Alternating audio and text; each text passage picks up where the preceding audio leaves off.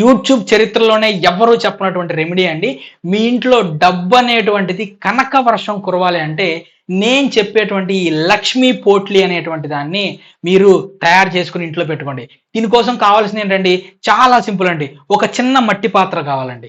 ఈ మట్టి పాత్రలో మీ ఇంట్లోనే ఉపయోగించేటువంటి 5 ధాన్యాలు, మీకు నచ్చిన ధాన్యాలు, బియ్యం తీసుకోండి, శనగలు తీసుకోండి, మినుములు తీసుకోండి, గోధుమలు తీసుకోండి. ఈ విధంగా ఏదైనా సరే ఒక 5 ధాన్యాలు అనేటువంటి దాన్ని తీసుకొని మీరు ఈ యొక్క మట్టి పాత్రలో వేయండి.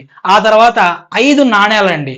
రూపాయి బిళ్ళలు కానివ్వండి, రూ. 2 బిళ్ళలు కానివ్వండి, రూ. 10 బిళ్ళలు కానివ్వండి, రూ. 5 బిళ్ళలు ఏవైనా సరే ఈ 5 నాణేలు అనేటువంటి దాన్ని అందులో వేయండి. వేసి దాని మీద ఒక రెడ్ కలర్ క్లాత్ అనేటువంటి దాన్ని పెట్టి, రెడ్ అండ్ యెల్లో కలర్ రెండింటినీ కలిపినటువంటి తాడు చక్కగా 6 సార్లు చుట్టి 6 ముళ్ళు వేయండి.